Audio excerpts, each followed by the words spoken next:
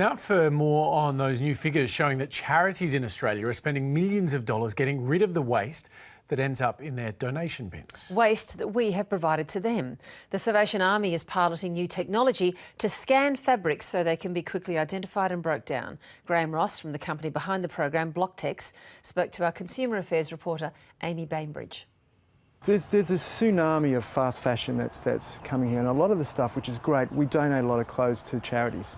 But even the charities can only sell somewhere between 50 and 25% of all that's donated. And so they're literally stuck with all this stock to work out what they're going to do with. And a lot of it goes overseas, which is great from that perspective, but I thought there was an opportunity for us to do something a bit different. So I approached the Salvos to say, if you give me some discarded clothes, we'll take them away and shred them, and then spin them into a fibre, turn that into fabric. And the end goal would be to turn that into a garment that, hypothetically, they could sell back in their stores. I think what is considered the conscious consumer is basically all of us. I don't think anybody wants to cause environmental damage to the planet.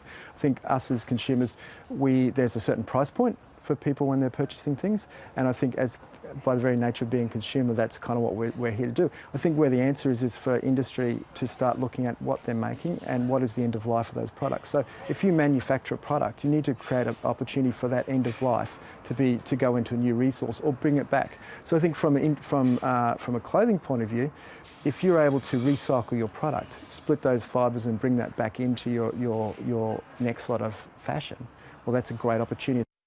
So we're being told very clearly to think more carefully about what we deliver or dump at the local charity shop or charity bin. We've been getting feedback from you this morning on this issue because clearly a lot of us are donating, but maybe not donating the stuff that is needed. We're actually just getting rid of rubbish. Julie's emailed in this morning to say it really angers me when people think because others are less fortunate, they're happy to wear anything they can get. It's an insult and it is very disrespectful. But I did like this email from Judith. She says that when packing up, I had a pile for the op shop and a pile for the packing box. Only when unpacking did I find that I'd actually sent the wrong pile to the op shop. And that's lovely, Hamish, because that's actually the right pile. That is the right pile. That's how it's supposed to go. We've been urged to think this. Don't send us all the stuff that's, clapped out and gone. Send us the stuff that actually would make a gift. Would you give a rubbish gift to your friend or your uncle?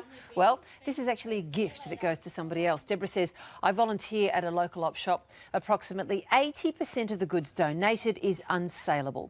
I've personally removed old paint tins, broken glass, soiled and torn clothes from our donation bin. It beggars belief. I think the big learning from me here, though, is that you've got to be careful about the fast fashion, the stuff that you buy that maybe only lasts a year or whatever in your mind that you may then be handing on. The charities are actually saying a lot of that stuff isn't much good to them.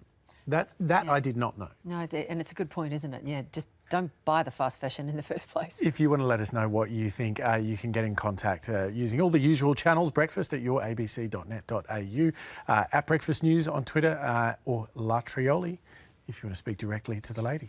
That's me.